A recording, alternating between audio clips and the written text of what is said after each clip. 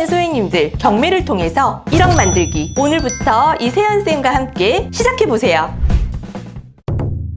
여러분 안녕하세요. 월세모니콜 세연쌤입니다. 반갑습니다. 오늘은 여러분들과 함께 매달 따박따박 월세 받는 다가구 건물에 대한 공부를 좀 해볼까 합니다. 우리 사랑하는 소행님들, 일하지 않고도 매달 이렇게 안정적인 월세 수입이 내 통장에 차곡차곡 쌓인다면 너무 행복하시겠죠? 오늘은 우리 사랑하는 소행님들도 이 물건을 통해서 같이 공부하고 도전해볼 수 있는 용기가 나는 그런 물건입니다. 이 물건은 저희 교육생분이 낙찰을 받았는데요. 무려 순투자금이요 3천만 원도 들지 않습니다. 예, 이게 가능하냐고요? 네, 가능합니다. 여러분들 한번 물건 보면서 함께 공부해볼까요? 오늘 영상 끝까지 시청하신다면 여러분들 많은 팁을 얻어가실 수 있을 겁니다.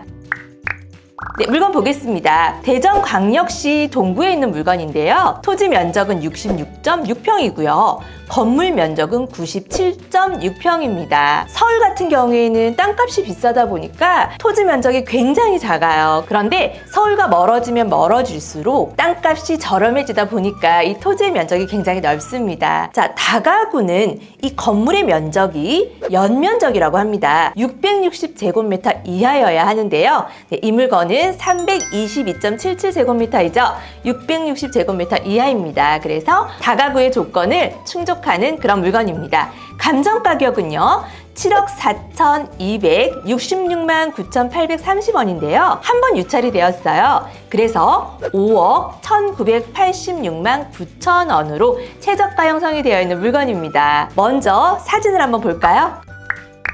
그래도 대전은 광역시이기 때문에 인구수가 굉장히 받쳐주는 곳입니다. 건물 상태는 굉장히 깨끗합니다. 네, 이렇게 주차장이 좀 협소한 걸 보니까 다중주택입니다. 그죠? 다중주택도 다가구 주택과 같은 개념이라고 생각을 하시면 되는데, 다가구 주택과 다중주택의 가장 큰 차이점은 다중주택은 주차장이 굉장히 협소해요. 그래서 최대 주차 대수가 3대 미만이면은 허가가 난다라고 생각하시면 됩니다. 그래서 어떻게 보면 다가구보다는 수익률을 더 높일 수 있는 그런 수익형 부동산이죠. 그리고 독립적인 취사시설이 되지 않습니다. 그래서 공용 주방이라고 하죠. 그렇게 공용 주방을 운영하면서 각각의 방에는 취사시설을 설치를 하면 안 됩니다. 자, 이렇게 볼게요. 굉장히 건물 상태는 깨끗하고 내부도 보니까 문만 봐도 너무너무 깨끗합니다. 다소 경사도가 있기는 한데요. 이 경사도가 굉장히 가파르다거나 오르막을 끝까지 오랫동안 올라가는 위치에 건물이 있다면 그런 거는 조금 피하시는 게 좋겠죠. 그런데 임장을 가셨을 때 이 물건은 그렇게 경사도가 가파르지 않았고 완만한 경사도였고 그닥 많이 힘들지는 않았다고 합니다. 복도의 모습인데요. 복도도 많이 좁거나 그러지 않고요.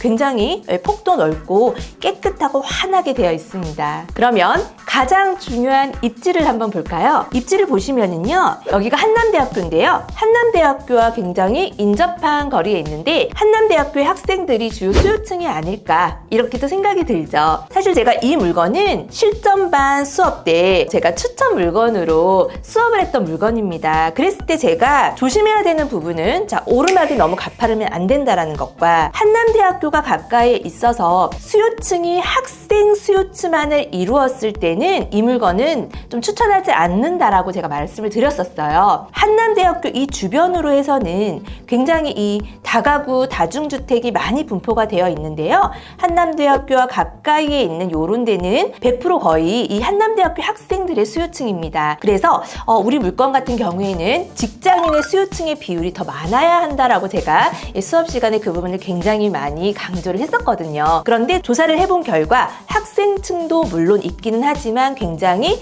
소수였고요. 직장인의 수요가 훨씬 더 많았습니다. 여러분이 다가구 물건을 접근하실 때 이 부분 좀 조심해야 되는 것이, 대학교 인접해 있는 그런 다가구들은 학생의 수요층이 물론 많겠죠. 그런데 대학생의 수요층이 100%라면 우리가 이제 수익률을 계산할 때 1년은 12개월이잖아요. 12개월을 모두 계산하면 안 되고 10개월만 계산을 하셔야 돼요. 왜냐하면 겨울방학부터 새학기까지의 기간이 있잖아요. 이때는 거의 공실이에요. 그래서 수익률이 좀 낮아질 수 있습니다. 근데 이것을 모르고 12달로 월세를 계산해서 수익률을 계산하고 우리가 입찰에 들어간다면 생각하는 수익률만큼 나오지가 않겠죠. 그런데 지금 이 물건 같은 경우에는 12달을 모두 수익률 계산을 할 수 있어요. 그런 물건이기 때문에 이제 접근을 했고 입찰에 도전을 하셨습니다. 주변에는 초등학교도 굉장히 가깝고요. 대전 복합 터미널도 있습니다. 그리고 여기는 모두 이 주택단지로 되어 있어요. 경쟁할 만한 그런 아파트가 딱히 없습니다. 그래서 이렇게 깨끗한 다중주택 다가구들의 인기가 굉장히 많은 지역입니다. 사용 승인을 보니까 2018년도입니다. 5년 차 된 아주 준신축급의 그런 건물이죠. 너무 깨끗하고 이런 건물들은요. 관리하기도 굉장히 좋지만 임차인들도 굉장히 선호하는 그런 컨디션이고요. 우리가 4년, 5년 정도 보유를 하고 10년 차 플러스 마이너스 정도 되는 시점에서 매도를 한다면 매도까지 가능합니다. 왜냐하면 요즘은요. 자재비와 건축비가 너무 올랐기 때문에 이런 신축 다가구 건물을 하나 짓잖아요. 정말 18억, 20억까지 갑니다. 예, 그렇기 때문에 그런 것들은 수익률이 나오기가 힘들어요. 왜냐하면 건물의 가격은 높지만 임대를 맞출 수 있는 임대료는 어느 정도 한정적이거든요. 이 대전 지역에 원룸 1.5룸들이 많이 이제 분포가 되어 있을 텐데 이런 곳에 120만 원, 150만 원 이렇게 월세를 내고 살진 않아요. 예, 그렇기 때문에 오히려 자재비나 건축비가 좀 오르기 전에 건축되어 있는 이런 건물들의 인기가 앞으로 더 많을 것으로 예상이 됩니다. 이것도 하나의 꿀팁입니다. 항상 우리는 낙찰을 받는 것보다는 나중에 내가 여기서 수익을 내고 매도를 할 수 있느냐 없느냐, 매도가 가능한 물건이냐 여기에 집중을 하셔야 됩니다. 그래야지 완전한 수익과 내 자산을 불릴 수 있는 거죠. 너무 좋습니다. 임차인 현황을 한번 보도록 하겠습니다. 우리가 인수되는 금액이 있는지 없는지 잘 따져봐야 되죠. 세입자들이 많기 때문에. 자, 말소 기준일이 2018년도 3월 14일인데요. 이렇게 한 명 한 명 전입일자가 말소 기준 권리보다 빠른지, 빠르면 대항력이 있어서 이 임차인의 보증금을 낙찰자인 내가 인수해야 되는 상황이 벌어질 수 있죠. 그런데 한 명 한 명 따져봤더니 2018년도 3월 14일 이전에 전입된 임차인은 단 한 명도 없습니다. 고로 대항력이 모두 없는 임차인으로 낙찰자는 인수할 보증금이 전혀 없다. 이렇게 생각하시면 됩니다. 그러면 건물 등기를 한번 살펴봐야겠죠. 대항력이 없더라도 위험한 가처분이 있을 수가 있어요. 근저당권 설정 말소 기준 등기를 포함하여 그 이유는 모두 소멸이 되는 게 경매죠. 그렇기 때문에 이런 물건은 일반 매매가 되지 않는 거예요. 일반 매매로 했을 때는 소멸이 되는 것이 아니라 가압류, 압류 이런 것까지 다 내가 인수를 해야 되기 때문입니다. 그런데 경매는요. 말소 기준 등기를 포함하여 그 이후의 모든 권리는 소멸되기 때문에 우리가 경매로 이렇게 또 좋은 물건들을 낙찰을 받는 거예요. 하지만 주의해야 되는 거는 말소 기준 등기 이후더라도 후순위 가처분은 위험할 수 있습니다. 가처분인데 옆에는 소멸이라고 되어 있거든요. 하지만 나중에 낙찰을 받고 이 가처분 본소송으로 들어가면 우리는 지게 되어 있어요. 그러면 이 건물을 빼앗기겠죠. 절대로 가처분이 있는 것은 조심하자. 자, 보니까 가처분 없습니다. 토지 등기도 함께 봐야겠죠? 토지 등기도 보니까 가처분이 없습니다. 우리 낙찰자는 이렇게 좋은 물건을 얼마에 낙찰을 받았을까요? 낙찰가를 보니까 5억 7천만 원입니다. 9명이 입찰에 들어왔는데 당당하게 낙찰을 받았습니다. 너무너무 축하드립니다. 감정가 대비해서 76.75%인데요.